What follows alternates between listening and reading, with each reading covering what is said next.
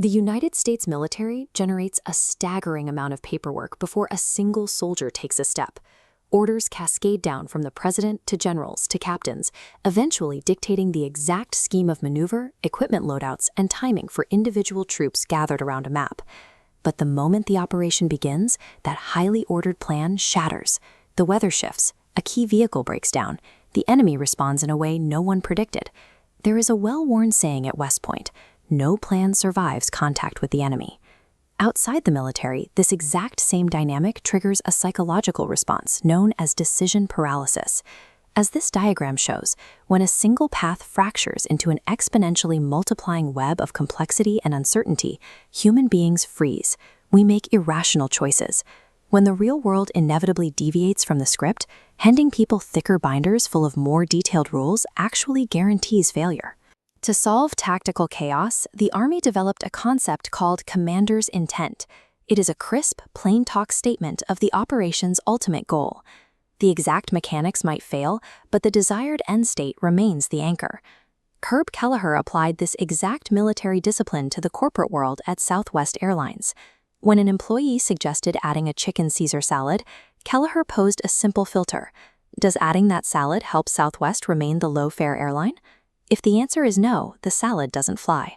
That single mandate guided thousands of unscripted employee decisions every single day. Finding that core message requires forced, painful prioritization. In a busy newsroom, reporters are taught to never bury the lead. To get the most important fact to the very top of the story, you have to actively sacrifice a dozen other genuinely interesting ideas. Strategist James Carville used this ruthless filtering during the 1992 Clinton campaign. In an environment noisy with competing policies, Carville hammered a single point: it's the economy, stupid. A core message is not a marketing slogan.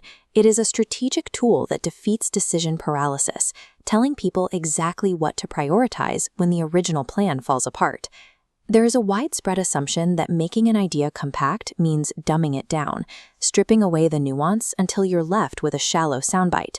But compactness is really about efficiency, and human memory stores complex information efficiently using networks of associations called schemas. Take a look at this list. If I want to teach you what a pomelo is, I could force you to memorize raw data. It's a citrus fruit, it has a thick, soft rind, coral pink flesh, and a tangy flavor profile. Or I could tap into your existing memory terrain and say, a pomelo is a giant grapefruit.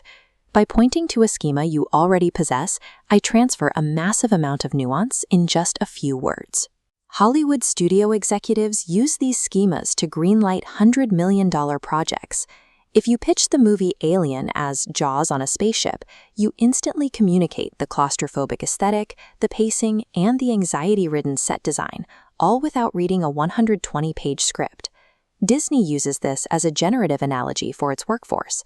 By simply calling their employees cast members, they provide a behavioral schema.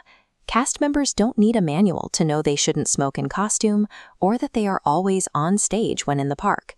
A truly compact message functions just like a computer's zipped file. You download a massive amount of data by piggybacking on the concepts already mapped out in your audience's brain.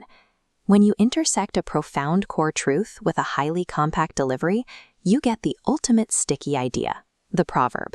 A proverb is a short sentence drawn from long experience.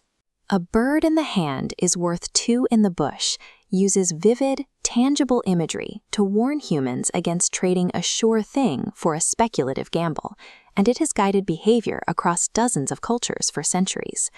As this equation illustrates, an idea only survives if it meets two criteria.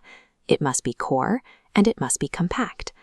To get people to act correctly in unpredictable environments, communicators have to abandon the massive policy binders and overwhelming data dumps. True simplicity isn't measured by how easily a message is written. It is measured by how effectively it equips your audience to survive contact with reality.